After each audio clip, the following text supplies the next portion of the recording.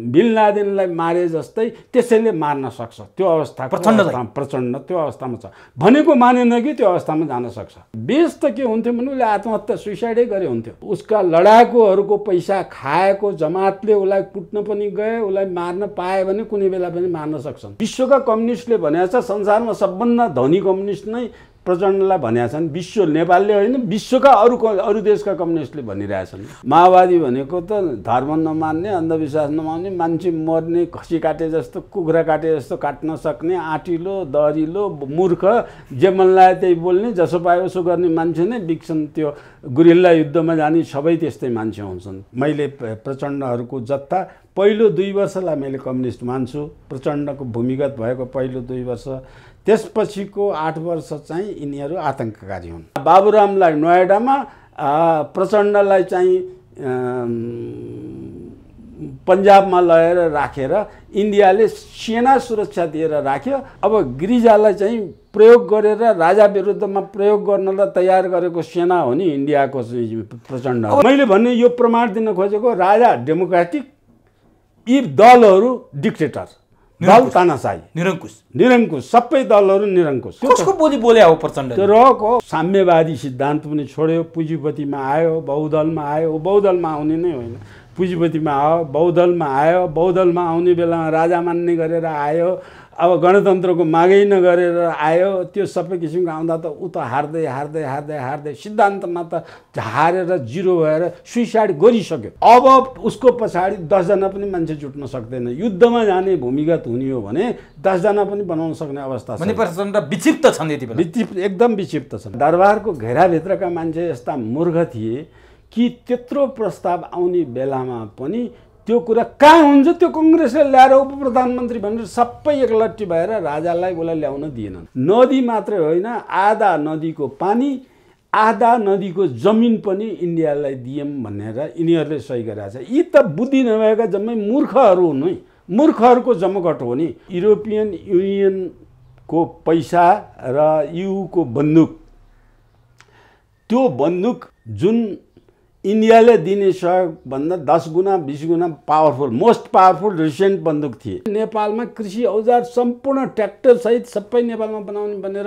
राजाले थालेको। राजा साम्यवादी कि एमाले साम्यवादी कि प्रचण्ड साम्यवादी? कहाँ बढी भनेको कङ्ग्रेसको पछि लगु हो। यी दीक्षितहरू सबै कङ्ग्रेसका नातेदार पनि हुन्, गिरिजा कोइरालाका नातेदार पनि यी त्यही किसिमका हुन्। अमेरिकाको प्रष्ट इन्ट्रेस्ट र अमेरिका भक्त भएकै कारण उनी परराष्ट्र मन्त्री नियुक्त भएका हुन्। हो, एकदमै हो। अहिले नेपालका सबै दल, अहिलेसम्म धेरै अधिकांश दल चाहिँ इन्डियाको भरमा छन्, इन्डियाको भरमा बसेका हुन्। माओवादी 54 सालपछि कसरी बिग्रियो भन्दाखेरि अब 54 सालपछि तिनीहरूलाई आर्थिक सङ्कट थियो। दर्शकवृन्द नमस्कार, चुरो कुरोमा तपाईलाई हार्दिक स्वागत छ। हामी चुरो कुरोमा आज अचानक परराष्ट्र मन्त्री नियुक्त गरिएका डाक्टर नारायण खड्का अमेरिकाको 76औं राष्ट्रसङ्घीय महासभामा भाग लिन गए र नेपाल फर्किसके। तर उनले अमेरिकामा बोलेका कुरालाई लिएर नेपालमा विरोध र सन्तास फैलिएको छ। उनले एमसीसीका बुँदा संशोधन हुन सक्दैन भनेर बोले। त्यति मात्रै होइन, एमसीसीको बारेमा सामाजिक सञ्जालमा विश्लेषक र राष्ट्रवादी भनाउने मान्छेहरूले एमसीसी गिजोले र हामीलाई थप असुरक्षित बनाए, जिल्लामा जानै नसक्ने अवस्था छ, एमसीसीलाई विवादित बनाइयो, खासमा एमसीसी विवादित विषय होइन भनेर बोले। यसले के अर्थ राख्छ? र उनले राष्ट्रसङ्घीय सभामा जाँदा बोलेका कुरा र उनी नै किन परराष्ट्र मन्त्री नियुक्त गरेर अचानक शेरबहादुर देउवाले अमेरिका पठाए, यो एउटा आजको अर्थपूर्ण विषय रहेको छ। सँगै पुष्पकमल दाहाल प्रचण्डले आत्महत्या गरौँ अथवा लडाइँ गरौँ भन्ने अवस्थामा पुगे, तर आत्महत्या गर्नबाट जोगिएर म केपी ओली विरुद्ध लडाइँ गरेँ र लडाइँ जिते भनेका छन्। उनले पार्टीको उत्तराधिकारी चयन गर्न त्यति इच्छा देखाएनन्। पार्टीमा उत्तराधिकारी चयन गर्नु भनेको काल निम्त्याउनु हो भनेर लिन प्याओसँग तुलना गरेका छन्। जसरी माओ सेतुङले लिन प्याओलाई उत्तराधिकारी चयन गर्दा माओ सेतुङमाथि नै गोली चलाउन लिन प्याओ तम्सिएका थिए, त्योसँग प्रचण्डले तुलना गरेका छन्। के साँच्चीकै प्रचण्डमाथि कोही माओवादीभित्र लिन प्याओ बन्दैछ? र नेकपा एमालेको विधान अधिवेशन, पहिलो विधान अधिवेशन यति बेला काठमाडौँमा सुरु भएको छ। यसले के अर्थ राख्छ? जब जसलाई मदनवाद बनाउने अथवा मदन विचारधारा बनाउने भन्ने बहस त्यहाँ उठ्ने कुरा बताइएको छ। हामी यी र यस्तै विषयमा केन्द्रित भएर आज प्राध्यापक डाक्टर एवं राजनीतिक विश्लेषक शास्त्रदत्त पन्तसँग संवाद गर्दैछौँ। सबभन्दा पहिले म चुरो कुरोमा प्राध्यापक डाक्टर राजनीतिक विश्लेषक शास्त्रदत्त पन्तलाई स्वागत गर्छु। तपाईँलाई चुरो कुरोमा हार्दिक स्वागत छ। धन्यवाद। शास्त्रदत्त पन्त भन्दा बित्तिकै मान्छेको मानसपटलमा एउटा राष्ट्रवादी छविको रूपमा एउटा चित्र बन्छ र तपाईँले राष्ट्रिय अन्तर्राष्ट्रिय रूपमा जसरी विश्लेषण गर्नुहुन्छ त्यसले एउटा प्रभाव पनि छोडेको छ। आज म कहाँबाट कुरा सुरुवात गर्छु भने प्रधानमन्त्री शेरबहादुर देउवाले मन्त्रीमण्डल पुनर्गठन गर्न सकेका छैनन्। त्यसमाथि डाक्टर नारायण खड्गालाई अचानक परराष्ट्र मन्त्रीको शपथ खुवाएर उनले 76औं राष्ट्रसङ्घीय सभामा भाग लिन अमेरिका पठाए। उनी त्यहाँ गएर विवादित बने। त्यो अचानक नारायण खड्गा परराष्ट्र मन्त्रीमा नियुक्त हुनु र उनले अमेरिका गएर त्यो बोल्नुमा कुनै अर्थ छ, कुनै रहस्य छ अथवा के छ? मैले यहाँबाट सुरु गरेँ। अब यो कुरा तपाईँको प्रश्न गहन विषय छ, तर यो कुरामा आउनलाई अलिकति पृष्ठभूमि नै जानुपर्ने अवस्था हुन्छ।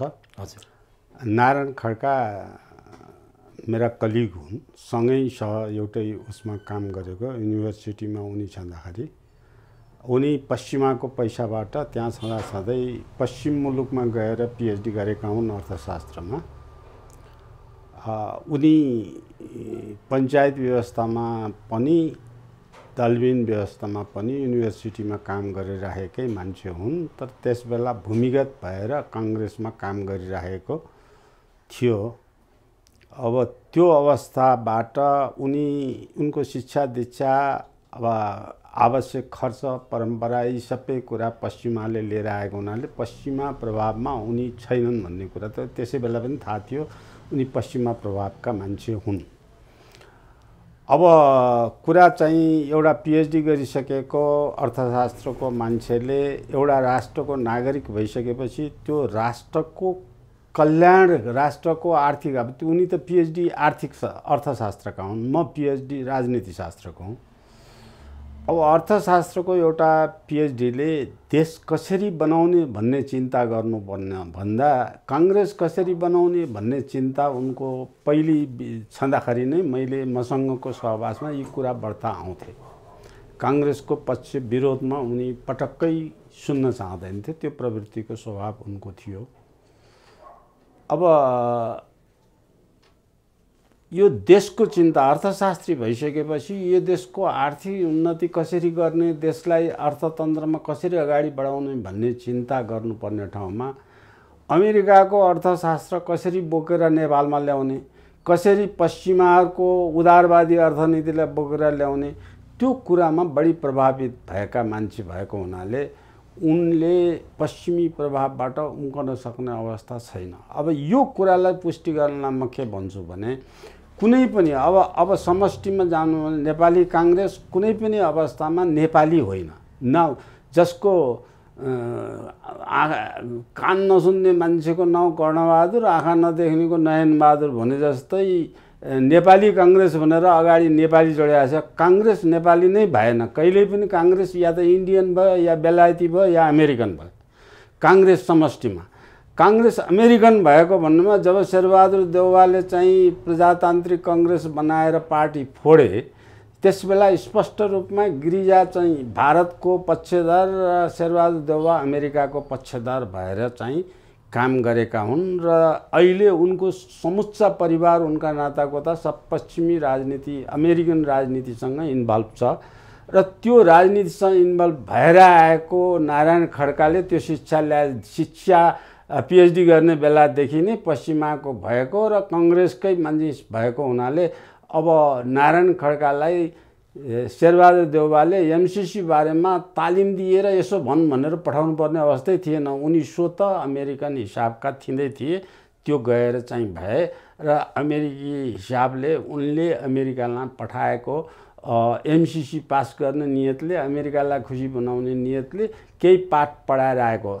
अब अमेरिका जानुपर्ने हैसियतको कुरा गर्ने हो भने उनी एज ए डिप्लोमेट अमेरिका जाने हैसियतका व्यक्ति चाहिँ होइनन्। डिप्लोमेसीमा उनको दखल छैन, उनको अर्थशास्त्रमा दखल भएको मात्रै हो। अब सम्भवतः शेरबहादुर देउले अस्पष्ट बोल्ने मान्छे भित्र नारायण प्रसाद खड्का पनि पर्छन्। उनको बोली पनि उस्तै छ। त्यो नाता पनि हुनसक्छ। एउटा मजाक गर्ने हो भने। अन्यथा उनी अमेरिका भक्त भएर अमेरिकामा गएका हुन्, उनले डिप्लोमेटिक तरिकाबाट बोल्न सक्ने खुबी राख्दैनन्। त्यहाँ गएर नेपालमा भएका शरणार्थीहरूको पक्षमा पनि जे बोले, अमेरिकाका एमसिसी पक्षमा जे बोले, त्यो कुनै डिप्लोमेटले बोल्ने। परराष्ट्र मन्त्री भनेको त डिप्लोमेट हो नि। त्यो डिप्लोमेसी विषयको उनले तालिम पनि लिएका छैनन्, डिप्लोमेसी विषय उनले पढेका पनि छैनन्। भनेपछि अमेरिकाको स्पष्ट इन्ट्रेस्टमा जसरी परमादेशबाट अमेरिकाको प्रभावबाट शेरबहादुर देउवा प्रधानमन्त्री बनेको आरोप लागिरहेछ, त्यसै गरी अमेरिकाको प्रष्ट इन्ट्रेस्ट र अमेरिका भक्त भएकै कारण उनी परराष्ट्र मन्त्री नियुक्त भएका हुन्। हो, एकदमै हो। उनी परराष्ट्र मन्त्री नियुक्त हुने, उनको शिक्षाको ब्याकग्राउन्ड परराष्ट्र मन्त्री नियुक्ति हुने ब्याकग्राउन्ड त होइन। हुन त नेपालमा त्यो योग्यता हेरेर दिने के चलनै छैन। जो अब कतिपय अवस्थामा बाहिर त्यसैले प्रदीप गेवालीकै कुरा गर्ने हो भने पनि उनी शिक्षामा त एकदमै कमजोर छन्, उनको पढाइ पनि छैन, तै पनि परराष्ट्र प्रधानमन्त्री नै केपी ओली नै कति पढेका छन् र? 8 क्लासभन्दा उनी पनि पढेका छैनन्। कुन पढेका चाहिँ मान्छे छन् र? अब त्यो वामदेव गौतम नै कति पढेका छन् र? एसएलसीसम्म मात्रै पढेका हुन्। अब यी किसिमको नेपाललाई हेऱ्यो भने नि कति पढेका हुन् र? अब पढेको त बरु पोलिटिकल साइन्समा एमएसम्म गरेको त शेरबहादुर देउवा हुन् नि। तर यी सबै के भएर पनि यिनीहरूको सबै दलको राजनीति, सबै दल मैले भन्नाले 8 दल सम्झनुहोस्, स्पाम, अब 7 पार्टी एलायन्स इन्डियाले बनाएको 7वटा दल एकातिर बराबरी माओवादीलाई राखेर 7 party alliance and Maoism with 7 party alliance बनाएर 12 बुँदेबाट निकाल्यो। मैले सबै पार्टी भन्नाले त्यही 8वटा पार्टी आउँछन्। अब यो सबै 8वटा पार्टी सबै विदेशीका गुलाम हुन्, विदेशीको निर्देशनमा बस्ने हुन्। अब विदेशीको निर्देशनमा बस्नेहरूले विदेशीको स्वार्थको निमित्त काम गर्ने हुन्। अहिले नेपालका सबै दल, अहिलेसम्म धेरै अधिकांश दल चाहिँ इन्डियाको भरमा छन्, इन्डियाको भरमा बसेका हुन्। अब त्यो इन्डियामा गिरिजाप्रसाद कोइरालाको भाग पनि अब शेरबहादुर देउवामा गाँसिएको हुनाले उनी इन्डियाको विरोधमा र अमेरिकाको विरोधमा बोल्नु आँटै गर्दैनन्। विरोधमा मैले भन्न खोजेको नेपालको परराष्ट्र नीति अनुसार विरोधमा बोल्नुपर्ने कुरा होइन। हाम्रो लागि विश्वका सबै बराबरी मित्र राष्ट्र हुन्। नेपालको एउटो पनि शत्रु राष्ट्र छैन, कहिल्यै पनि बनाएन। कुनै शासन व्यवस्थामा पनि नेपालले शत्रु राष्ट्र बनाएन। कुनै शासन व्यवस्थामा पनि नेपाल कसैको आँखामा परेर पतन भएको होइन। पतन कहिले भयो भने जब इन्डियाको उक्साइमा नेपालका पार्टीका दलहरू नेपालमा उक्सिएर बसे, त्यो हौसिएर उक्सिएर बसेर उसको निर्देशनमा जे काम गर्न भने त्यही काम गरे र नेपालको इन्डियाको हिडन इनेमी भनेको नेपालको राज संस्था थियो। अब इन्डियाले चाहिँ आफ्नो भने बमोजिम काम नगर्ने, नेपालको स्वार्थ, नेपालको हित कल्याणको विपरीत एक कदम पनि काम नचल्ने, अगडग नगर्ने चाहिँ नेपालको राज संस्था थियो। त्यो राज संस्था इन्डियाको लागि बाधक थियो। महेन्द्र पनि बाधक थिए, वीरेन्द्र पनि बाधक थिए, ज्ञानेन्द्र पनि बाधक थिए। यो बिचमा पछिल्लो अब विश्वयुद्ध, द्वितीय विश्वयुद्धपछि स्वतन्त्र विश्वको सङ्घारमा आएवाला यी 3 जना राजाको नाउँ नेपालमा आउँछ। तिनटैले नेपालको हित बाहेक विदेशीको लाए हराएको नेपालको अहित हुने काम गर्न मानेनन्। नमानेपछि नमानेपछि इन्डियाले हरेक पटक दुःख दिएको छ। कहिले नाकाबन्दी गरेछ, कहिले पारवनको लाई अवरोध गरेछ, कहिले नेपालको सामान इन्डियामा छिर्न दिएको छैन, कहिले इन्डियाको सामान नेपालमा छिर्न दिएको छैन। अनि अवरोध गर्दै नभएपछि भूमिगत भएका दलहरूलाई उक्साएको छ।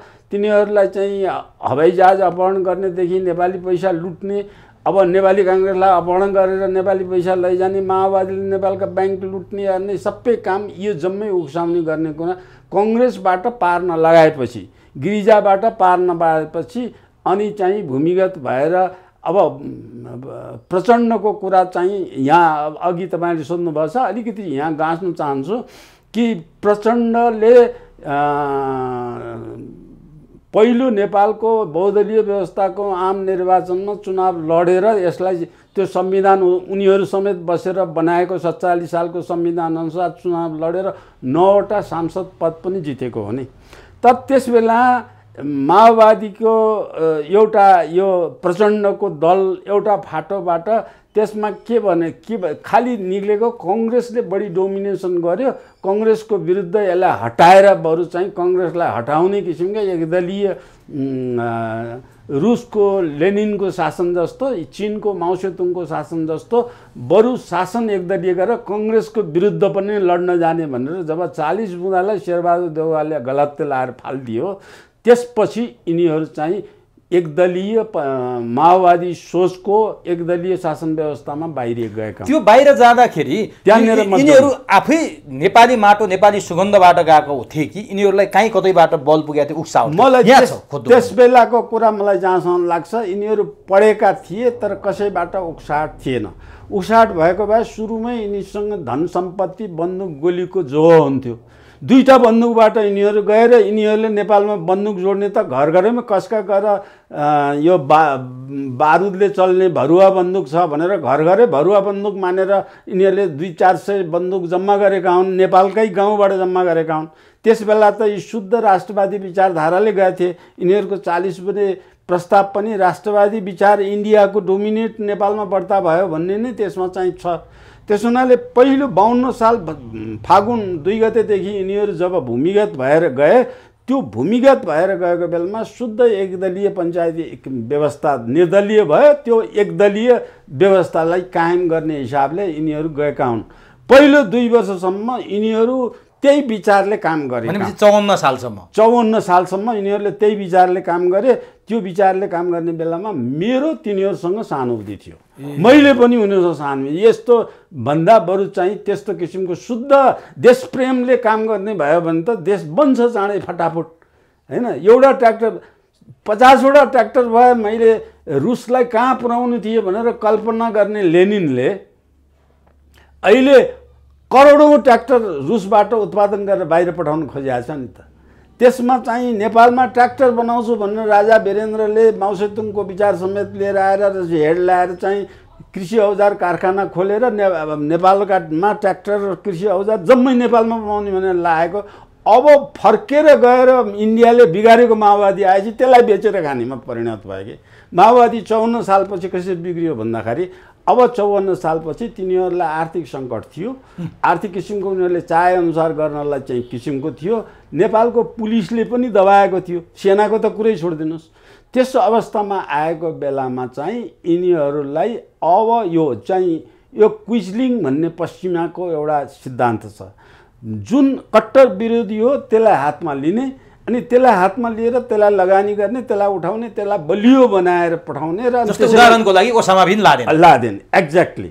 अब त्यो किसिमको नियत चाहिँ इन्डियाले ठान्यो र इन्डियाको र त यस्तै खोजेर हिँड्ने हो।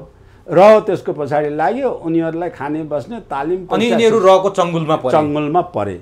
अब यिनीहरूले चङ्गुलमा रहमा पर्ने बित्तिकै रले बिस्तारै बिस्तारै यिनीहरूलाई के गर्यो भने रले चाहिँ इन्डियाको नक्सली पक्षसँग कुनै सम्पर्क गर्ने छैन, उनीहरूसँग कारोबार लेनदेन केही गर्ने छैन, इन्डियाको उसँग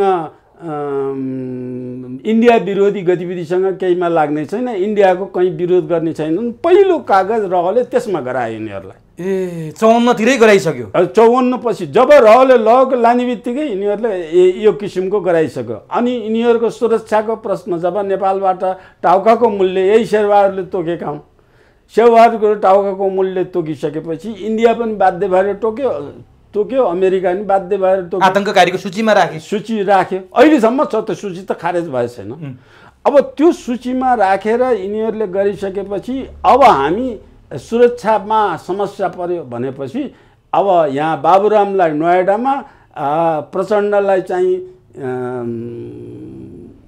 पन्जाबमा लगेर राखेर इन्डियाले सेना सुरक्षा दिएर राख्यो र इन्डियाको माओवादीको दस्तावेजलाई चाहिँ उत्तर प्रदेशको इन्डियाको कमान्डो ट्रेनिङ दिने ठाउँमा गएर 200 कमान्डो माओवादीबाट उत्पादन गरेर कमान्डो तालिम दिएर हतियार सबै। त्यसपछि सेनामाथि आक्रमण त्यसपछि सेनामाथि आक्रमण गर्दा पनि अब सेनामाथि आक्रमण गर्दा पनि यिनीहरू सुरक्षित थिएनन् र सेना त्यसबेला सेना चाहिँ आक्रमण गर्छ भन्ने शङ्कैमा थिएन, सेनामाथि आइलाग्छ भन्ने शङ्कै नभए झुक्क्याएर मात्रै गरेको एकचोटि। अब तर चाहिँ त्यसपछि सेना उठ्नुपर्ने बाध्यता, सेनालाई उठायो भनौँ, सुतेका थिए सेना, बिउजायो माओवादीकाहरूले।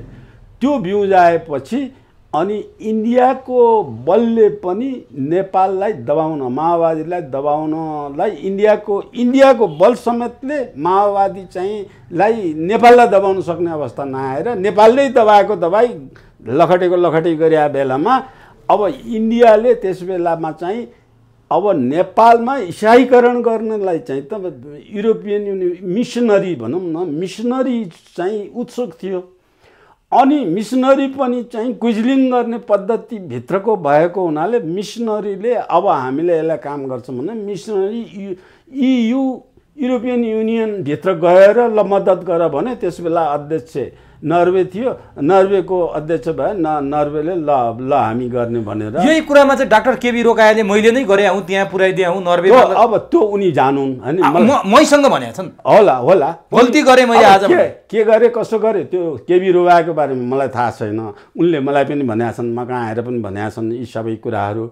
अब कसैले जनताले कसैले पत्याउँछन्, कसैले पत्याउँदैनन्, कसैले गफ भन्छन्। हुन त दरबार हत्याकाण्ड मैले गराएको भनेर एउटा के शेरचन पनि यहाँ आएको थियो होइन, त्यस्तो कुरा पनि हुनसक्छ, अथवा सक्कली गरेका नि हुनसक्छन्।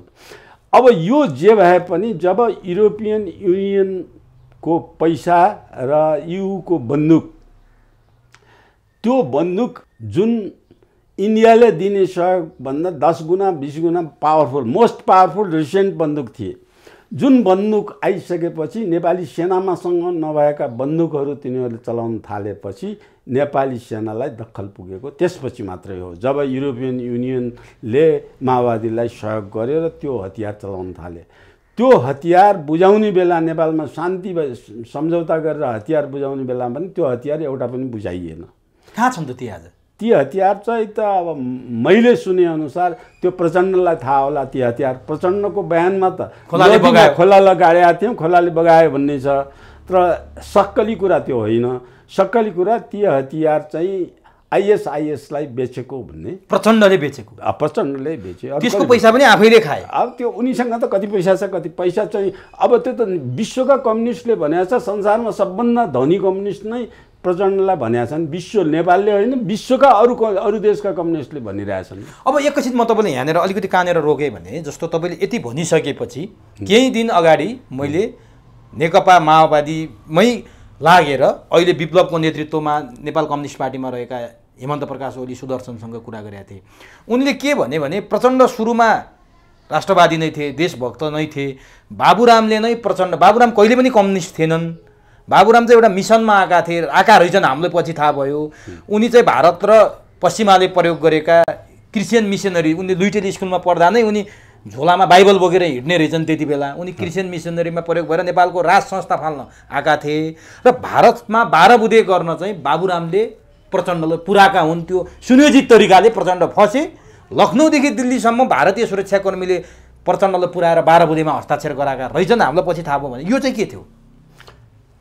अब यो कुरा अब अहिले ओपन रूपमा जब काम कुरा गरे त्यसमा प्रचण्डको चरित्र के हो, बाबुरामको चरित्र के हो भन्ने कुरा उनीहरूको काम गतिविधिले नै बुझ्न सकिन्छ हैन। यो के हो भन्ने कुरा मैले सिद्धान्तको कुरा मात्रै गरेको हो, व्यक्तिको कुरा गऱ्यो भने दुईटै खराब छन्।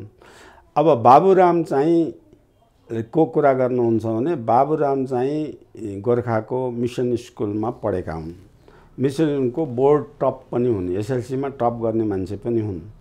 तर मिसन स्कुलमा यिनी क्रिस्चियन भएर बाइबल बेच्ने त्यो मिसन स्कुलकी हेड मिस्ट्रेस जुन छन् लेडी थिइन्, त्यो मिसनरीको मान्छे, उनी बाबुराम प्रधानमन्त्री भएको बेलामा चाहिँ बाबुरामले उनलाई $15,000 पुरस्कार प्रधानमन्त्री नेपाली पैसाको कोषबाट उसलाई बोलाएर गुरु दक्षिणा पनि दिएका छन्।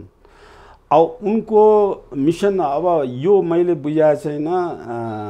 त्यसपछि उनी फर्स्ट भएपछि पञ्चायत कालमा चाहिँ यो प्रतिशतको अथवा योग्यतमको कदर अत्यन्त ठुलो हुन्थ्यो।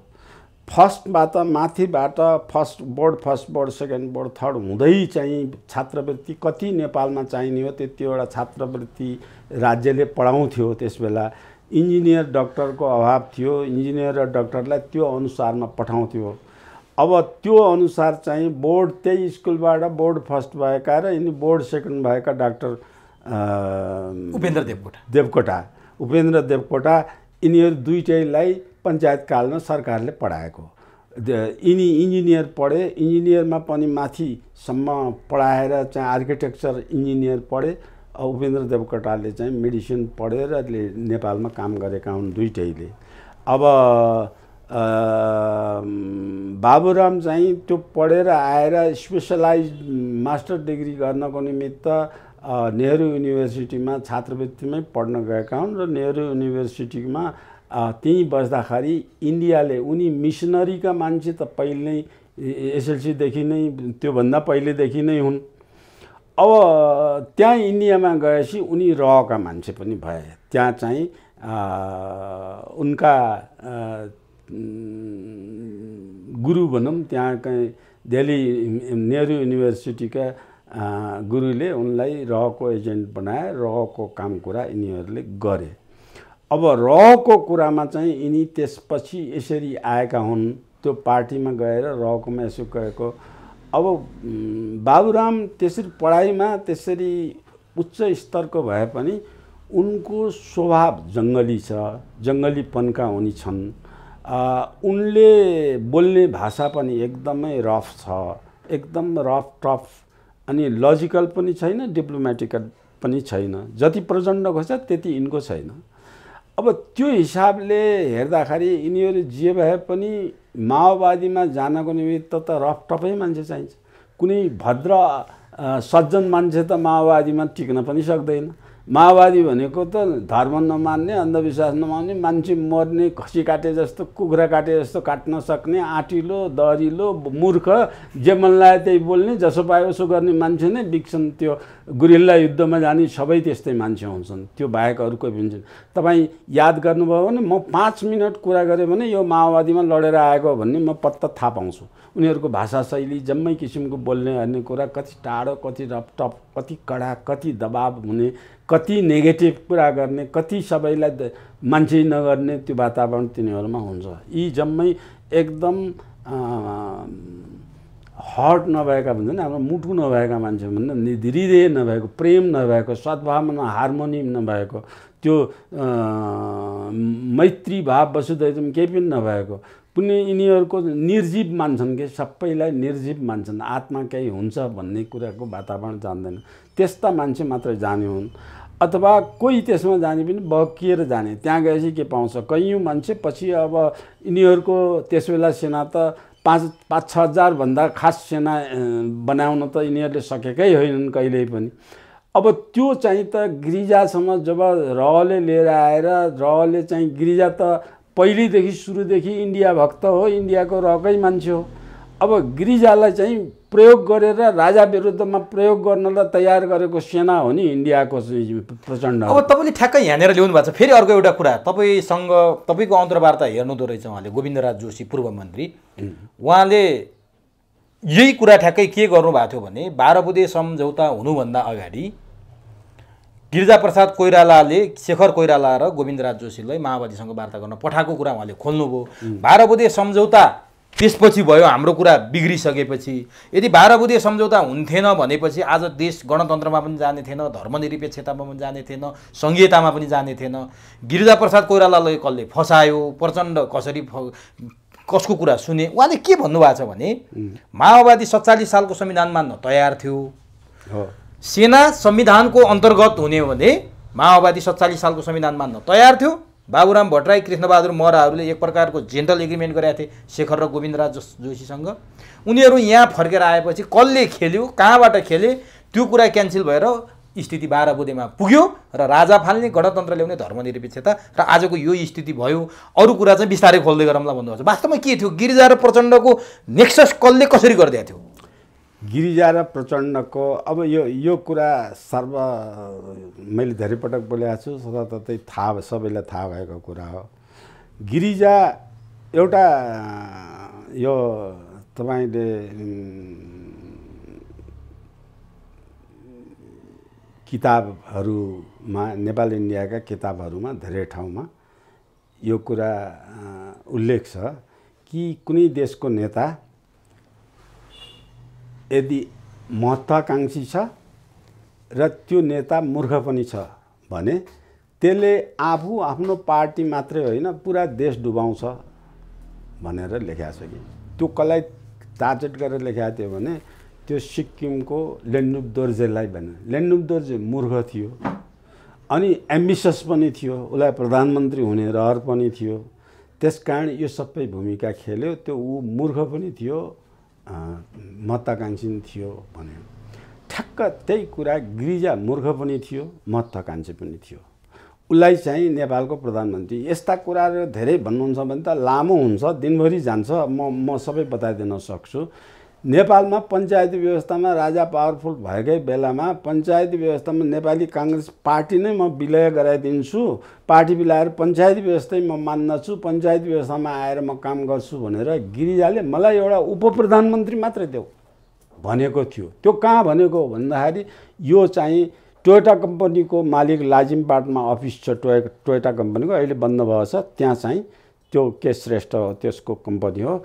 त्यो कम्पनीमा राति मिटिङ बसेर त्यो मिटिङमा गिरिजाले भनेको छ पञ्चायती व्यवस्थाका मान्छे अथवा दरबारको घेराभित्रका मान्छे यस्ता मूर्ख थिए कि त्यत्रो प्रस्ताव आउने बेलामा पनि त्यो कुरा कहाँ हुन्छ त्यो कङ्ग्रेसले ल्याएर उपप्रधानमन्त्री भनेर सबै एकलट्टी भएर राजालाई उसलाई ल्याउन दिएनन्। राजाको बिचमा खडा भए तिनीहरू। उसले पार्टी विलय गरे। अहिलेसम्म पञ्चायत व्यवस्था त्यति एउटा काम गरे भए आजसम्म पञ्चायत व्यवस्था रहने थियो। भनेपछि पदको लागि गिरिजाप्रसादले जे पनि गरिदिन्थे, जे पनि गर्ने। त्यो मूर्ख मान्छे भएपछि एम्बिसियस थियो, मूर्ख थियो। त्यसकारण त्यो चाहिँ भएको घटनालाई त्यो तपाईँले त्यो मन्त्री गोविन्दराज जोशीको कुरा भन्नु, त्यो कुरामा धेरै सत्यता छ, उनको भनाइको कुरामा धेरै सत्यता छ, त्यो किसिमको कुरा हो। गिरिजाप्रसाद कोइरालाले 12 बुँदेमा गएर सही गर्छन् र इन्डियाको यत्रो वाहवाहमा चाहिँ मक्ख हुन्छन् भन्ने कुरा पार्टीका मान्छेलाई विश्वास थिएन के, पार्टीका मान्छेले। किनभने माओवादी भनेको त एकदलीय तानाशाहीमा जान्न, भूमिगत भएकै एकदलीय पार्टी बनाउँछु, कङ्ग्रेसलाई सखाप गराउँछु, सबैभन्दा बढी काटे त काङ्ग्रेसै हो। अब पछि प्रधानमन्त्री भइसकेपछि गिरिजाले चाहिँ माओवादीलाई उठाएर राजाले कङ्ग्रेस सखाप गर्नलाई माओवादीलाई उठायो भनेर प्रधानमन्त्री भएकै बेलामा चाहिँ राजालाई भनेको छ नि त, गिरिजाले भएकै बेलामा भनेको छ नि। अनि यो राजाले दरबारले उठाएको मान्छे भनेको छ नि होइन, त्यसमा त्यसबेला उनले भनेको छ निर्मल निवासले उठाएको भनेको छ, ज्ञानेन्द्रले उठाएको भनेको छ। निर्मल निवासले भनेको ज्ञानेन्द्रले उठाएको भन्न खोजेको।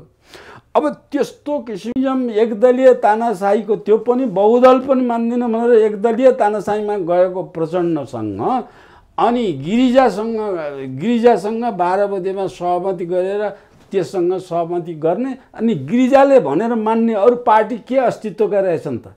गिरिजालाई भनेर गिरिजाले आएर अरू बाँकी छवटा बाँकी 6वटा दललाई गिरिजाले जे भन्यो त्यो मानेर आए। अब यी बाँकी 6 दल त जम्मै चाहिँ पैसा पाइन्छ भने जे पनि मान्ने किसिम, पैसा खर्च जम्मै हामी बिहोर्छु भनेको छ, इन्डियाले त्यसो भए हुन्छ भनेर भनेको। त्यो कुरा त तपाईँ चाहिँ यहाँ चाहिँ उसमा लाजिमपाटको इन्डियन एम्बेसीमा चिया खाना बोलाएर सबै पार्टीका नेतालाई बोलाएर बोलेको बेलामा चाहिँ इन्डियन एम्बेसेडरले ल राजाको विरुद्ध सङ्घर्ष गर्ने जम्मै भयभरको खर्च म दिन्छु भनेपछि नेतृत्व गर्नुपर्छ भन्ने किसिमको मिटिङ गर्ने बेलामा त्यो मिति तिथि त्यो पत्रिकामा छ्यापछ्याप्ती निक्लेको छ, त्यहाँ आएर गर्ने बेलामा चाहिँ त्यसो भएदेखि यसको नेतृत्व म लिन्छु भनेर झलनाथ खनालले बोलेपछि अनि माधव नेपाल त्यो पक्षको समर्थन गरिसकेपछि ल अब राजाको विरुद्धमा इन्डियाको सेना ल्याउने कुरामा जम्मै इन्डियाले गर्ने कुरामा चाहिँ सहमत भएर त्यो चाहिँ कम्युनिस्टहरूले हुन्छ भन्न थालेपछि अनि त्यो कुरामा चाहिँ राजाको विरोधमा उठिएर एकैचोटि त्यत्रो वर्ष पञ्चायतकालमा शासन गरेको सूर्यबहादुर थापालाई त्यो चक्कर आयो। सूर्यबहादुर थापा बेहोस भएर ढले ती। अब त्यसपछि एमबेसीमै ढले नि, बेहोस भएर सूर्यबहादुर थापा ढले। अब सूर्यबहादुर थापालाई पछि बिउतेर पछि लिएर आएर गरे। अब यी किसिमको यस्तो कुराहरू हुन्छ त्यो किसिमको। भनेपछि गिरिजा र प्रचण्डलाई जोड्ने भारतको र मिसनरी हो पश्चिमाको हो। मिसनरीको स्वार्थ र रहको स्वार्थ फरक छ। मिसनरीको स्वार्थ अहिले पुरा भइरहेछ पुरै रहको त्यति धेरै पुरा भएको छैन। अब उनीहरूको रहको हिडन मिनिङ त के भने हिमालय मुनिको सबै इन्डिया हुनाउने भन्ने हो। हिडन मिनिङ त त्यो हो। त्यो अवस्थामा आउनलाई चाहिँ बाधक रहको सबै एनालाइसिस गरे भने बाधक के हो भने नेपालको राज संस्था। त्यसपछि त्यसलाई फाल्ने। त्यसो भए एउटाले अर्कोलाई विदेशी दलाल विदेशी एजेन्ट भन्छन्। यी 7 दल भन्नुभयो तपाईँले। अहिलेका यी प्रमुख दलहरूले पनि जस्तो केपी ओली सत्तामा हुँदा बाहिरकाले केपी ओलीले विदेशी दलाल भन्ने, केपी ओली प्रतिपक्षमा आएपछि सत्तारूढलाई विदेशी दलाल भन्ने। खास हुन् विदेशी दलाल को त यहाँ? सबै विदेशी दलाल। एउटाले अर्कोलाई मैले भने 8 दल। अरू दल मलाई थाहा छैन। अहिले जन्मेकाहरू के भएछन् एक्सनमा आएका 8 दलै विदेशी दलाल हुन्। त्यो किसिमको यो दलाली हिसाबलाई एउटा छोटो नेपाली जनतालाई बुझ्ने कुरालाई भन्ने हो भने नेपालमा चाहिँ पहिलो अन्तरिम संविधान 2010 सालमा संविधान नेपालको शासनमा चाहिँ नेपाली काङ्ग्रेस अन्तरिम सरकारमा नेपाली काङ्ग्रेस भएको बेलामा अब कार्यपालिका अधिकार दललाई भएर काम गर्ने बेला कोशी इन्डियालाई बेचे अनिश्चितकालको लागि। अहिलेसम्म विवादमा छ। अब निर्वाचित भएको बिपी कोइराला प्रधानमन्त्री भएको बेलामा गण्डकी इन्डियालाई बेचे। त्यो पनि अहिले विवादित छ। अनि एमालेकाहरू यिनीहरू भएको बेलामा महाकाली होइन कर्णाली बेचे। गिरिजाले अनि सबै गिरिजादेखि सबै 8 दल इन्डियाले रहेपछि लिएर 8 दल इन्डिया पक्षका भइसकेपछि महाकाली बेचे। अब बेच्ने क्रममा हेर्दै जानुहुन्छ भने जति पछि यिनीहरू दल भएको बेलामा जति पछि बेच्दै गए महाकाली बेच्ने बेला अब कोशी र गण्डकी कर्णाली भन्दा महाकाली बेच्ने बेला अरू खतरनाक कुरा के गर्यो भने महाकाली नदीको आधा जमिन पनि इन्डियालाई बेचे। त्यो त पैसै लिएर बेचे। जमिन बेच्ने भनेको त पैसा लिएर। जमिन भने लिपुले कालापानीको कुरा गर्नुभएको होइन। त्यो मात्रै होइन। जमिन भनेको यो नेपाली जनताले यो बुझाएको छैनन्। बुझाउन जरुरी छ। यो चाहिँ 1916 को सुगौली सन्धि जुन भएछ सन्धिमा एउटा एक्ज्याक्ट शब्द के छ भने west of Mahakali river, west of Kali river भनेको छ। West of Kali river handed over to the British Empire. West of Kali river भनेको काली नदी भन्दा पश्चिमपट्टिको भूभाग त्यो ब्रिटिस सरकारलाई बुझाए भनेछ। काली नदी भन्दा पश्चिमको भूभाग बुझाए भनेपछि सीमा जुन राखे हुन्छ त्यो देशको पुरै अधिकार हुन्छ कि। काली नदी 100% नेपालको हो। काली नदी भन्दा पश्चिम भनेपछि मात्रै भारत हो। अब काली नदी अहिले यो 8 दलले गरेको जुन महाकाली सन्धि छ त्यो सन्धिमा अरू सबै नदी बेच्ने सन्धि भन्दा फरक सन्धि त्यसमा के छ भने नदी मात्रै होइन आधा नदीको पानी आधा नदीको जमिन पनि इन्डियालाई दियौँ भनेर यिनीहरूले सही गरेका छ। यी त बुद्धि नभएका जम्मै मूर्खहरू हुन् है। मूर्खहरूको जमघट हो नि। उनीहरूको कति त बुझेनन्। तर यसमा तिनीहरू के भन्छन् भने हामीलाई दोष लाउँछन्, राजालाई ठिक भन्छन्, तर हेड अफ द स्टेट त राष्ट्र प्रमुख त राजै नै थिए। जस्तो गण्डकको कुरा गर्ने हो भने गण्डक सम्झौता भइसकेपछि राजा नै त्यो उद्घाटन गर्न गएका थिए। रिबन काट्न त विश्वेश्वर प्रसाद कोइराला प्रधानमन्त्री भएर जाँदा राजा नै गएका थिए। राजा पनि संलग्न थिए। अनि टनकपुर सम्झौता हुँदा महाकाली सम्झौता हुँदा राजा नै राष्ट्र प्रमुख थिए। भने हामीलाई मात्रै दोष किन दिन्छन् भनेर यो खालको प्रश्न हामीसित उठाइदिन्छन् कि उनीहरूले। अब यो पागलपनको कुरा भेडै कुरा हो कि। उद्घाटन गर्न जाने कुरा र सन्धिमा सही गरेर छोड्ने कुरा एउटै कुरा हो र। अनि प्रधानमन्त्री कार्यकारी प्रमुख भएको कुरा चाहिँ कार्यकारी प्रमुख क्याबिनेट निर्णय गर्ने कुराले राजाले निर्णय त गर्दैन नि। अहिले राष्ट्रपतिले जस्तो आइसकेपछि सही गर्ने हो नि त। त्यो किसिमको निर्णयमा जानकारी मात्रै गराउने हो नि। त्यसमा पनि महाकाली गर्ने बेला त 47 साल पछि न हो। त्यो महाकाली सन्धिमा त राजा चाहिँ त्यो सही गर्ने अवस्थामा पनि थिएन नि। राजाको जम्मै कार्यवाही प्रधानमन्त्रीलाई अल इन अल पावरफुल बनाएको छ नि। राजा त कन्स्टिट्युसनल हेड मात्रै हो नि। बेलायतको राजा जस्तै छ नि 47 साल पछिको त। तर जसरी नागरिकता सम्बन्धी विधेयक राजा वीरेन्द्रले रोकेको भन्ने चर्चा छ नि हो। त्यो आफूले डाइरेक्ट नरोके पनि अदालत मार्फत रोक्न त वीरेन्द्रकै इनिसिएसन छ, त्यसै गरी अरू पनि रोक्न सक्थे भनेर मान्छेले आशा गर्छन्। होइन, त्यो आशा गर्न रोक्न सक्ने त्यस बेलाको राजाको परिस्थिति र पहिलेको राजाको परिस्थिति धेरै फरक छ। त्यो चाहिँ रसियन डाउनफल भइसकेपछि ओल्ड पावर चाहिँ टु पावर पोजिसनबाट एक पोजिसनमा गइसकेपछि अनि इन्डियाको रवैया बढिसकेपछि दलीय व्यवस्था आएर जम्मै दल राजा विरोधमा इन्डियाको पक्षमा गइसकेपछि राजाले गर्न सक्ने अवस्था चाहिँ चाहेर पनि राजाले के चाहन्थे त्यस बेलाको राजालाई कसैलाई बुझ्छ। राजा मोस्ट डेमोक्रेटिक, राजाको इतिहास हेर्नुभयो भने कुनै पनि ऐन कानुन विपरीत राजाले सुनको पनि चलाएको छैन। कुनै महेन्द्रले पनि चलाएको छैन, वीरेन्द्रले पनि चलाएको छैन, ज्ञानेन्द्रले पनि चलाएका छैनन्। मैले राजाको पक्ष लिएर भनेको होइन, म राजासँग सँगै बसेर काम गरिरहेको छु दरबारमा 10-12 वर्षसम्म। म राजाको आदेश हुकुम पर माग्नेको कुरा गरेको छैन। राजा जति डेमोक्रेटिक कानुन विपरीत मान्ने अहिले नेपालमा कोही पनि छैन। राजा यतिसम्म कि नेपालमा चाहिँ वन संरक्षण कसरी गर्ने भनेर एउटा मिटिङ भयो, त्यसमा दरबारका ठुल्ठुला सबै चाहिँ मन्त्री परिषद भयभरका मान्छे राखेका थिए। त्यो भएको बेलामा राजाले चाहिँ वन संरक्षण गर्ने कुरामा मिटिङ भइसकेपछि त्यो वन संरक्षण गर्नलाई वनको रेखा बाङ्गोटुङ्गो छ, त्यसकारण संरक्षण गर्न सकेन। सबै वनलाई सिधा गर्ने, सिधा गर्यो भने अलिकति पनि कसैले अतिक्रमण गर्यो भने थाहा पाइन्छ, सिधा गर्ने भन्ने एउटा प्रस्ताव पास भयो। एउटा प्रस्ताव पास भएपछि राजाले हुन्छ भनेर त्यो प्रस्ताव त्यसो गर्ने भनेर राजाले ओके गरे। राजाको अगाडि भएको जनरल छलफल के, त्यो कुनै क्याबिनेट निर्णय होइन, त्यो निर्णयमा जान बाँकी जनरल छलफल भइराखेको बेलामा राजा वीरेन्द्रको कुरा गरिरहेको छु मैले। त्यो राजा वीरेन्द्रले त्यसमा के भन्यो भनेदेखि त्यो सिधा पनि गर्ने, सिधा गर्ने ठाउँमा त्यो वनमा नभएका बाहिरका बेजातका रुख ल्याएर सबै एउटै रुखले वरिपरि घेर्ने वनलाई, त्यसो भयो भने अझ स्पष्ट हुन्छ भनेर राजाले थपे। अब सबैले चाहिँ त्यो अनुगमन गरे। तर त्यस बेला तत्कालै सरकारको नेतृत्व गर्ने सचिवले फटफट फटफट फटफट कागजमा लेखेर राजाको त्यही मेरो अगाडि मैले देखेको छु, राजाको अगाडि ल्याएर हुकुम पर माग्नेको बक्सियोस् भनेर लेखे। यो भएको घटना मेरो अगाडि भएको घटना भन्छ, हुकुम पर माग्ने बक्सियोस् यसलाई भनेर।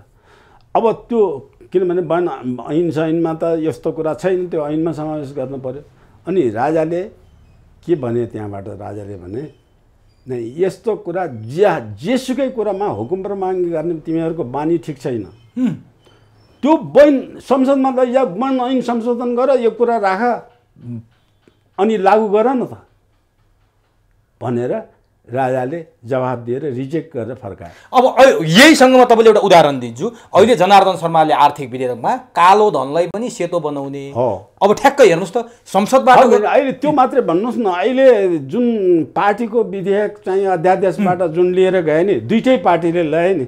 अब त्यो भनेको कानुनको आशय त त्यो होइन, कानुनको लको प्रिन्सिपल भित्र राजा डेमोक्रेटिक रहेछन्, प्रजातान्त्रिक रहेछन्। राजा डेमोक्रेसी मैले भन्ने यो प्रमाण दिन खोजेको, राजा डेमोक्रेटिक, यी दलहरू डिक्टेटर, दल तानाशाही, निरङ्कुश, सबै दलहरू निरङ्कुश। अनि जनताले महमा झिङ्गा पर्या जस्तो हो, यी दलहरूले गणतन्त्र ल्याइदिएपछि के न पाउला भनेर राजा फालेर किन दलहरूको यो नारा ललिपपमा लाग्यो होला नि त? राजा फाल्न त हिजो देख्नुभयो नि काठमाडौँमा मान्छे कति थिए। सनता अहिले यसलाई चाहिँ फेरि समाजशास्त्रको विश्लेषण गर्नुपर्छ। हेर्नुहोस्, समाजशास्त्र अनुसार नेपालको आम जनताको एभरेज आइक्यू जति छ त्यो अर्धचेतन अवस्थाको छ।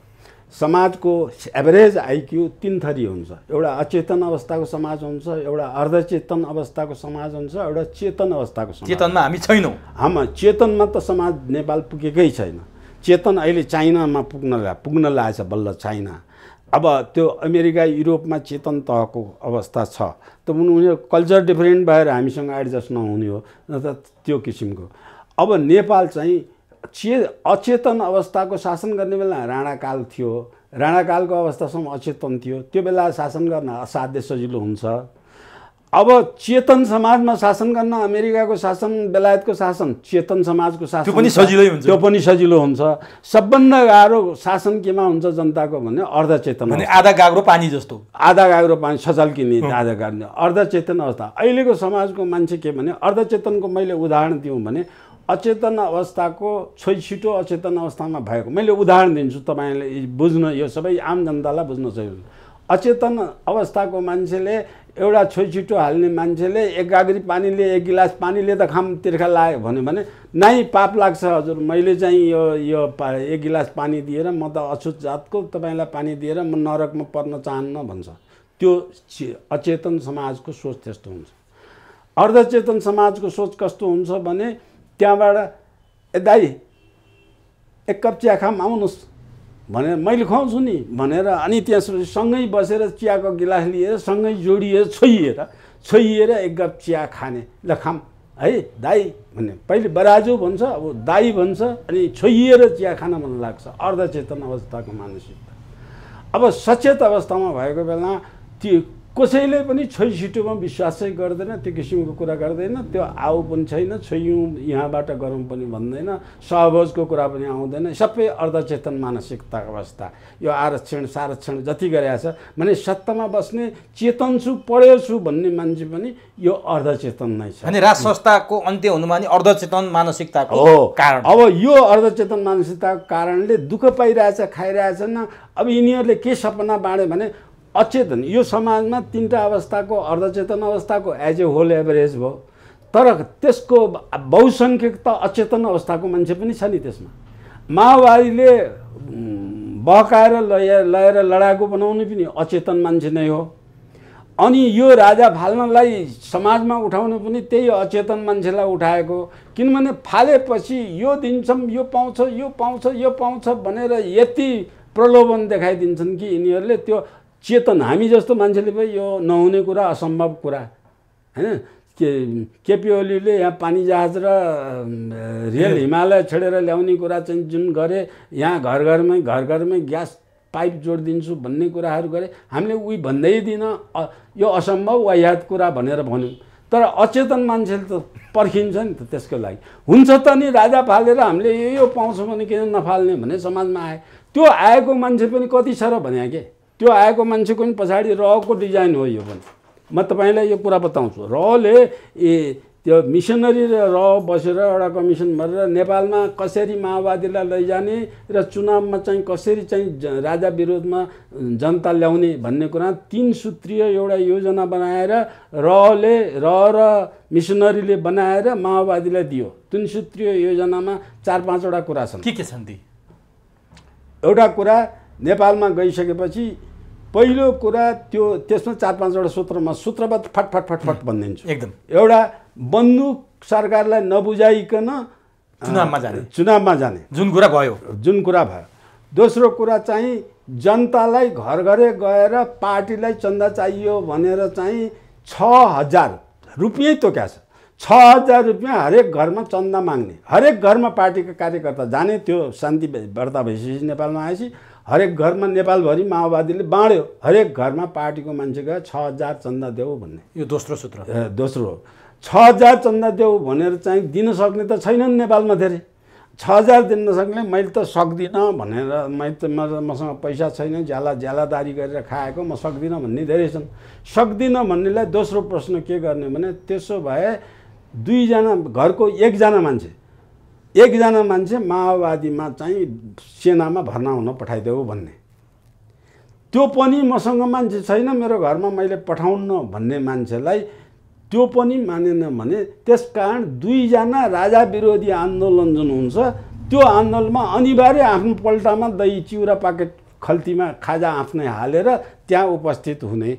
भने त्यो पनि नमान्नेलाई हेरी यो खाने गोली भनेर बन्दुक देखाउने। यो चाहिँ यो रणनीति र मिसनरीले बनाएर पठाए। त्यस बेलाको नारा पनि सँगसँगै बनाएको छ।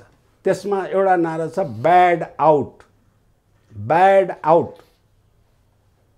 भनेको PAD, ब्याड भनेको वीरेन्द्र, ए भनेको ऐश्वर्य, डी भनेको दिपेन्द्र। ब्याड आउट भन्ने नारा लगाए। पम्फा देवीको स्विजरल्यान्ड ब्याङ्कको नारा लगाए। अनि त्यसपछि जनतालाई विश्वास दिलाउनलाई 3 बिघा जग्गा र चाहिँ एउटा महल, सबै एउटा घर बङ्गलो सबैले पाउँछ भन्ने ती महामूर्खलाई के तल्ला तहका केही पनि नबुझ्नेलाई त्यस्तो किसिमको कुराहरू। अब यसमा मूर्ख यस्तो किसिमको कुरा गर्नलाई प्रचण्डले बोल्ने शैली भए पनि प्रचण्ड कति मूर्ख छ भन्ने कुरामा नेपाल भारतको सीमा समस्या जनमत सङ्ग्रहबाट गर्ने भनेर उसको पार्टीको कतिौँ अधिवेशन हो हेटौडामा प्रस्ताव राख्यो। अब त्यो प्रस्ताव जनमत सङ्ग्रह भनेको त्यो इन्डियाको नेपालै रहने कि इन्डियामा जाने भन्न खोजे त हो त्यो। त्यो भनेको चाहिँ नेपाल इन्डिया त्यो जनमत सङ्ग्रह कसरी हुन्छ इन्डियाको चाहिँ 139 करोड जनता 138 करोड जनता अब नेपालको 3 करोड जनता अब कसरी कहाँ केमा जनमत सङ्ग्रह र कसरी बनाउने भने त्यो कसको बोली बोले हो प्रचण्ड त्यो रहेको बोल्न नबुझेको राम्ररी रहेको बोली हो नबुझेको त्यो यो लडाइँ त जम्मै नेपाल इन्डियामा मिसाउने प्रान्त बनाउने हिसाबमा लेन्डुप दोर्जेकै हिसाबमा गएको हो नि यिनीहरू त। अब तपाईँले यति भनिसकेपछि प्रचण्डको पछिल्लो अभिव्यक्तिमा आउन त हिजो मात्रै प्रचण्डले आफ्नो विद्यार्थी सङ्गठनको राष्ट्रिय सम्मेलनमा यो लडाइँ लड्ने कि आत्महत्या गर्ने भन्नेमा थियो मेरो जिन्दगी एकदमै 2 पटक म यस्तो अवस्थामा पुगेको छु। एकपटक जनयुद्ध गर्दाखेरि गर्ने कि नगर्ने भन्नेमा साथीहरूले साथ दिन्छन् कि दिँदैनन् भन्नेमा त्यति बेला नि यस्तै भएको थियो 16 जनाले छोडे।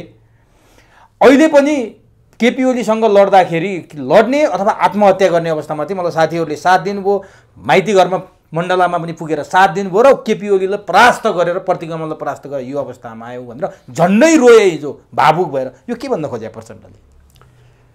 पहिले उसले आत्महत्या भनेको पार्टी विलय गराउने भन्ने आत्महत्या हो कि आफै नै आत्महत्या गर्ने साँच्चै? अब गोली खाएर जिउ नै त्याग्ने आत्महत्या उसका भाषा सबै पहिलेदेखिको भाषा गर्दाखेरि यो दुईटै अर्थ लाग्ने आत्महत्या शब्दको अर्थ छ। उसको अघिल्ला कुरा भावुक पनि भएको छ नि। अनि भावुक त त्यो यो नौटङ्की गर्नेहरू सबै भावुक पनि हुन्छन् नाटक पनि गर्छन् नौटङ्की पनि हुन्छन्। त्यो आएको पनि पिर परेको पनि होला सबै किसिमको। अब पीर समाधान गर्नलाई स्वास्नीले जिन्दगीमा सिनको नभाँचेको स्वास्नीलाई चाहिँ त्यत्रो ठुलो तकमा दिलाउने भने अब त्यस्ता किसिमका मान्छेहरूको कुनै महत्त्व हुँदैन बोलेको। अब जहाँसँग आत्महत्या गर्ने यो भावुकताको कुरा हो यो चाहिँ वास्तविक उसको कुरा मैले बुझेको के हो भन्दाखेरि उसले जुन नक्कली काम गरेर जनतालाई फोस्रो धाक दिएर जनयुद्ध गर्यो, जनयुद्धमा भित्र गयो, सिद्धान्त छोड्यो, माओवादी छोड्यो, लेनिनवादी छोड्यो,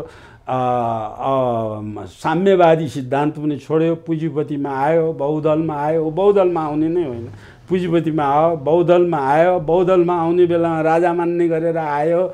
अब गणतन्त्रको मागै नगरेर आयो। त्यो सबै किसिमको आउँदा त ऊ त हार्दै हार्दै हार्दै हार्दै सिद्धान्तमा त हारेर जिरो भएर सुइसाइड गरिसक्यो प्रचण्डले।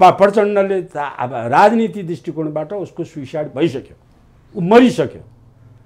अब भन्नुको अर्थ छैन, भन्नुको अर्थ केही छैन। तर लडाई जिते अब अहिले लडाई यो त भन्ने त्यो जनतालाई भन्ने बाटो। अब 17,000 मान्छे मरे।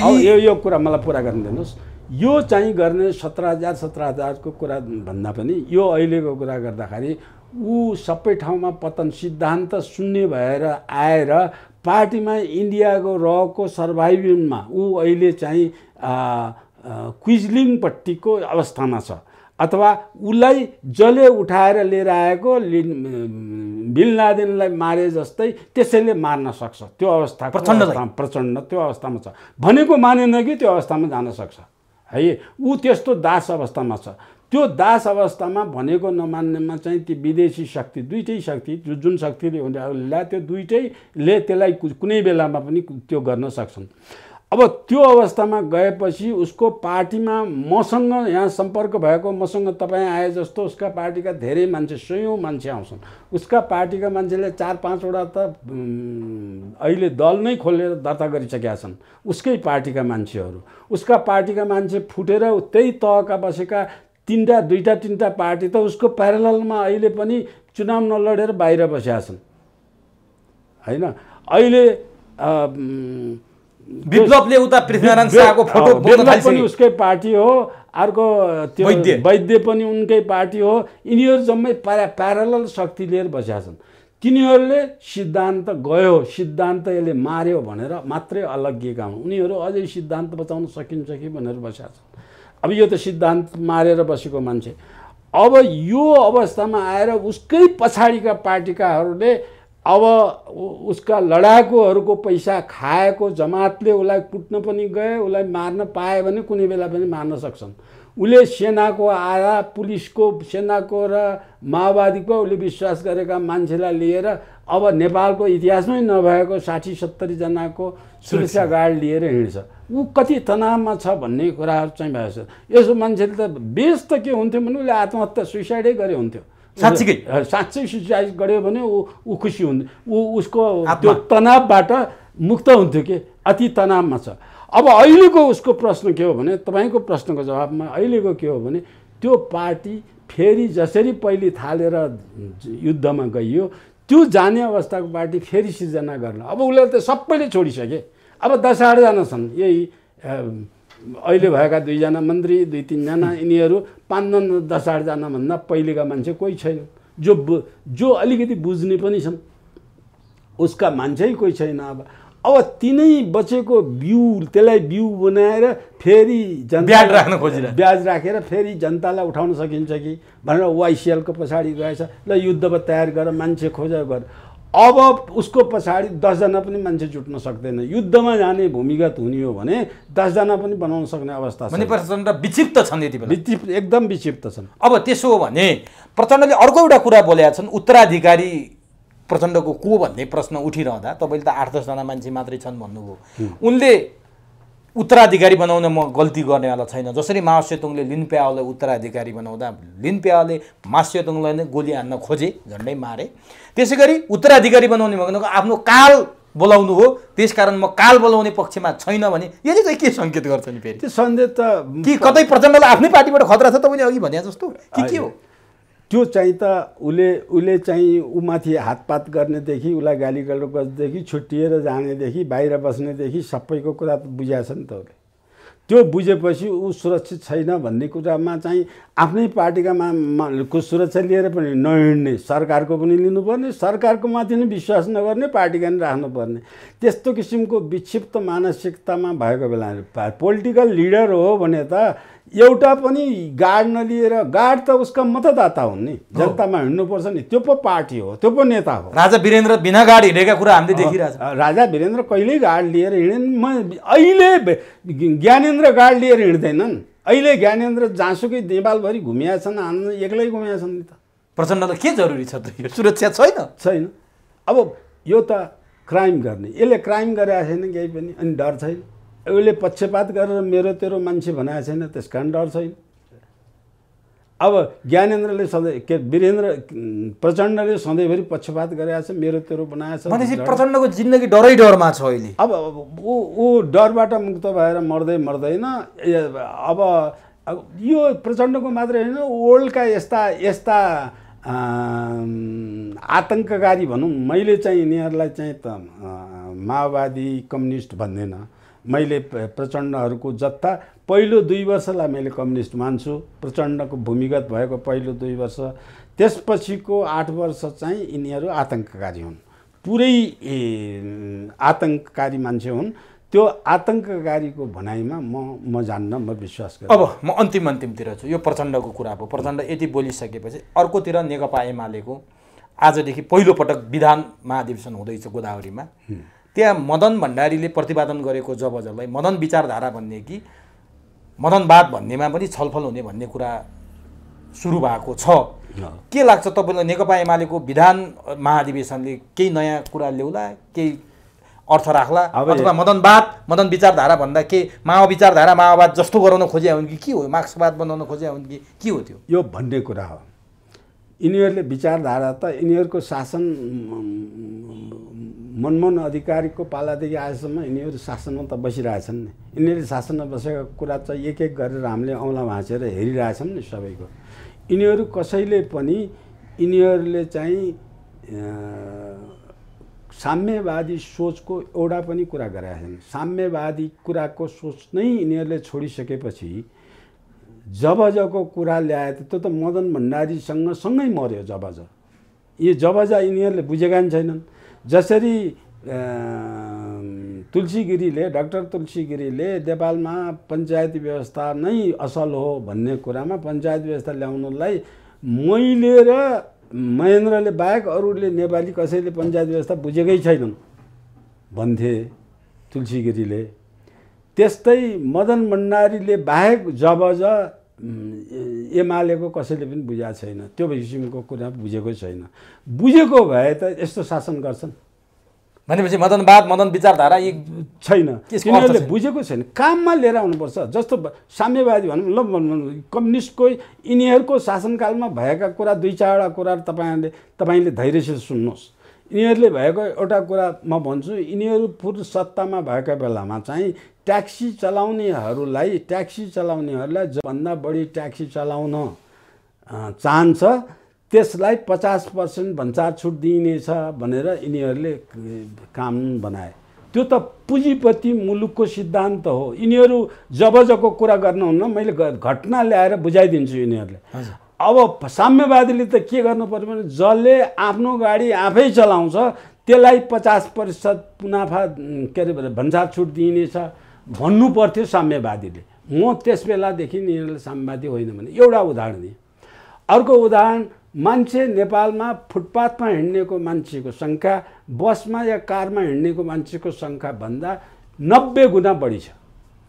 त्यो 90 गुणा मान्छे हिँड्ने फुटपाथ यिनका पालामा यो कान्तिपथको बाटो, मैले उदाहरणको लागि कान्तिपथ लिनुहोस्, कान्तिपथको बाटो पञ्चायतकालमा 2 मिटर फुटपाथ राखेर कान्तिपथको बाटो बनाएको थियो। त्यो कान्तिपथको बाटोको 2 मिटर भत्काएर 1 मिटर, अहिले 1 मिटर मात्रै छ, 1 मिटर राखेर बाटो चौडा कसले गर्यो भन्दाखेरि एमाले गर्यो, कम्युनिस्टले। अब 90%लाई दुःख दिएर 10% मान्छे भनेको पुँजीपति, गाडी चल्ने भनेको पुँजीपति धनी धनाढ्य हो नि, त्यसको हितको लागि काम गर्यो। त्यो कम्युनिस्ट हुन्छ। त्यसरी नेपालमा चाहिँ जति पनि उद्योग धन्दा जम्मै राज्यले आफै चलाउँछ। साम्यवादीमा समाजवाद भनेको राज्यले आफै चलाउने, जनतासँग प्रतिस्पर्धा गर्ने हो नि। नेपालमा भएका उद्योग धन्दा गिरिजाले बेच्ने बेला नि सही गर्ने, आफू सत्तामा जाँदा नि बाँकी सबै बेच्ने यिनीहरू नै होइनन्। कृषि औजार खान त यही माओवादी एमाले बेचेको हो नि। अब उदाहरणको लागि त्यो चाहिँ किन बनाएको भने नेपालमा कृषि औजार सम्पूर्ण ट्र्याक्टरसहित सबै नेपालमा बनाउने भनेर राजाले थालेको। राजा साम्यवादी कि एमाले साम्यवादी कि प्रचण्ड साम्यवादी? अनि यस्तो विचारधारा सिद्धान्त नभए शिक्षामा राष्ट्रियकरण गरेको राजाले कि राष्ट्रियकरण गरेको एमाले, माओवादीले, प्रचण्डले, निजीकरण गरेर प्रचण्डले आफ्नै उद्योग धन्दा व्यापारी शिक्षालाई भएन भने को साम्यवादी? को साम्यवाद, को चाहिँ पुँजीवाद भन्ने कुरा नै बुझ्दै नबुझिकन यिनको पछाडि भनेर लिएर जबज भनेर भन्यो भन्दैमा कम्युनिजम त्यो कम्युनिजम शब्दको बेइज्जत भएछ नेपालमा। कम्युनिजम शब्दकै कामरेड शब्दकै बेइज्जत भएछ। अब समय धेरै लामो भयो, तपाईँसँग गफ गर्दाखेरि कहिले पनि यो आँट भन्छन् नि भरिँदै भरिन्न। गफ नभन्नुहोस्, कुरा सरी गफसँग संवाद गर्दा संवाद या कुरा भन्नुहोस्। यो गफ गर्ने भनेको काम नलाग्ने कुरा गर्नेलाई समय बिताउनु, यो मैले सच्याए। यो पेट कहिले पनि भरिँदैन। तर म अब अन्तिममा बिट मार्छु, फेरि पनि अर्को पटक म तपाईँसँग संवाद गर्नेछु। अब एमसिसीबाटै सुरु गरेको थिएँ, म एमसिसीबाटै यसलाई चाहिँ समापन गर्छु। तपाईँले अघि नारायण खड्का तपाईँकै कलिग्स भनेर भनिसक्नु भएको छ। नारायण खड्काले अमेरिकामा एमसिसीको बुदा संशोधन हुन सक्दैन भनेर बोले। अफगानिस्तानमा जुन कुरा भइरहेको छ त्यो अफगानिस्तानको आन्तरिक मामिला मात्रै हो भनेर सामान्य ढङ्गले बोले 76औं राष्ट्रसङ्घीय सभामा। त्यसपछि यहाँ एकजना पत्रकार कनकमणि दीक्षितले एमसिसी कुनै पनि हालतमा पास गर्नुपर्छ, एमसिसी नेपालको हितमा छ, यो अमेरिकाको लागि होइन नेपालकै लागि हो, संसदबाट अनुमोदन नगर्नु मूर्खता हो भनेर बोले। यी दुईजनाको कुराले मान्छेहरू अलिकति फेरि त्रसित भएका छन्, कहीँ कतै केही भइहाल्छ कि भनेर मलाई यसै गरेर बिट मारे। यसमा पढे लेखेका मूर्ख धेरै छन् नेपालमा, अनि पढे लेखेका मूर्खहरूको कुरा यो किसिमको। एमसिसी मैले बार के भनिरहेको छु भने एमसिसी नेपालको हितको लागि छैन। एमसिसी नेपालमा षड्यन्त्रकारी योजना हो। त्यो योजना षड्यन्त्रकारी योजना हो। एमसिसीको अमेरिकाको मात्रै होइन, अमेरिकाले पाकिस्तानलाई छोडेर इन्डियासँग ह्यान्डसेक गरेपछि इन्डियालाई नेपालको जलस्रोतको इन्डियाको एम्बिसन जुन छ जलस्रोत मुठ्याउने, जुन मुठ्याउन राजाले नदिएर गणतन्त्र बनाए देशमा इन्डियाले, त्यो मुठाउने कुरालाई चाहिँ घुमाएर लगेर गोरखपुरमा सम्म लगेर नेपालको जम्मै जलविद्युत इन्डियाको मुठीमा जाने षड्यन्त्रमा अमेरिकासँग इन्डिया मिलेको त्यहाँ षड्यन्त्र छ। अर्को इन्डियासितको षड्यन्त्र पनि छ। अमेरिकाको षड्यन्त्र इन्डिया, त्यो अमेरिका इन्डियाको नेपालको जलस्रोत सबै इन्डियामा दिने अमेरिकाको षड्यन्त्र नेपाललाई लन्चिङ प्याड बनाएर अमेरिकाले चीन विरुद्ध गतिविधि बनाउने किसिमको लागेछ। अब त्यो फेरि 50 करोड डलर भनेको कुनै ठुलो कुरा होइन। त्यो नेपालमा नेपाली जनताले चाहिँ नेपाली जनताको यदि विकास योजनामा जनतालाई लाग्ने योजना बनाउने हो भने नेपालको पुँजीले नेपालीले ल्याएको पुँजीबाट नै योजना राम्रो हुने हो भने जनताले पैसा ब्याङ्कमा राख्ने ठाउँ नपाएर पर्खेका छन्। त्यो नेपाली पैसाले हुन्छ। 50 करोड भनेको ठुलो कुरै होइन यो जमानामा। त्यो 50 करोड रुपियाँको लागि यसरी मरिहत्ते गर्नुपर्ने कुरा छैन। मैले चाहिँ अमेरिकाले शुद्ध मनले अथवा स्वार्थ राखेर नै नेपालमा दिन चाहेको हो भने नेपालले लिन हुन्छ। कसरी लिनुहुन्छ? जसरी अमेरिकाले एआइडी योजना अन्तर्गत अमेरिकन युएस एड अन्तर्गत युएस एडले जसरी नेपालमा अरू योजना चलाएछ, उदाहरणको लागि शेरबहादुर देउवाको सुदूरपश्चिमको डडेलधुरासम्मको बाटो अमेरिकन एडमा बनेको हो। नेपालमा जति एड अमेरिकाले बनाएको छ, अमेरिकाले हार्डवेयरमा दिँदैन, सफ्टवेयरमा लगानी गर्छ। सबै हार्डवेयरमा लगानी गरेको मैले देखेको त्यही सुदूरपश्चिमको एउटा बाटो मात्रै हो। त्यो बाटो जुन शर्तमा, जुन सम्झौतामा, जुन तरिकाबाट त्यो बाटो बनायो अमेरिकाले, यो चाहिँ एमसिसीको प्रस्ताव पनि त्यही शर्तमा राख। युएस एड मार्फत आऊ, हामीलाई कुनै आपत छैन। त्यसमा चाहिँ सम्झौता गरेको त्यो सम्झौता लागू गर्नलाई संसदबाट पास गर्नेमा हाम्रो आपत्ति छ। संसदबाट पास किन गर्नु पर्यो? यी दुईटा कुरा भएन भने एमसिसीमा कुनै विरोध छैन। यो होइन, संसदबाट पास मात्रै तर अब कनकमणिले संसदबाट पास नगर्नु मूर्खता हो भन्छन्। त्यो कनकमणि भनेको मेडिकल डाक्टर हो। त्यो चाहिँ होइन, सुन्दरमणि हो मेडिकल डाक्टर। कनकमणिको कुरा, कनकमणि जे भए पनि कनकमणि भनेको कङ्ग्रेसको पछि लग्गु हो। यी दीक्षितहरू सबै कङ्ग्रेसका नातेदार पनि हुन्, गिरिजा कोइरालाका नातेदार पनि यी त्यही किसिमका हुन्। त्यो बुझेर बोलेको जस्तो मलाई लाग्दैन त्यसले। अब त्यसले जस्टिफिकेसन दिन के त उसँग लिनुहोस् न अन्तर्वार्ता, जस्टिफिकेसन के दिन सक्छ? त्यसमा नेपाली ऐन नलाग्ने, नेपाली संविधानै नलाग्ने, नेपालको कानुन अदालतमै निर्णय गर्न नपाउने, अदालतले कुनै पनि अपराध त्यो पैसामा नेपालको हकै नहुने, नेपालको सिग्नेचर काउन्टर सिग्नेचर पनि नहुने, ब्याङ्कको सबै पैसा भएको अहिले चाहिँ गएर त्यसमध्ये नेपालले हाल्नुपर्ने 6 अरब 611 करोड त अहिले खर्च गरिसकेका छन् नेपालले। त्यो पैसाको मालिक पनि अमेरिकै हुने। अब यस किसिमको कुराहरू चाहिँ ल्याएर नेपालको सार्वभौममा हस्तक्षेप गर्ने वातावरण किन बनाउने? भनेपछि कन्क्लुजनमा संसदबाट पास हुँदैन र युएस एडको तरिकाले आउँछ भने स्वागत छ। त्यो मेरो कन्क्लुजन त्यति हो। अदरवाइज संसदमा लैजाने बेला 100% विरोध छ। हस्, समय दिनुभयो। अत्यन्त महत्त्वपूर्ण विषयमा आज जानकारी गराइदिनु भयो, आम दर्शकलाई सुसूचित पारिदिनु भयो। अर्को कुनै बसाइमा, अर्को कुनै विषयमा फेरि संवाद गर्नेछौँ। यसका लागि तपाईँलाई हार्दिक धन्यवाद।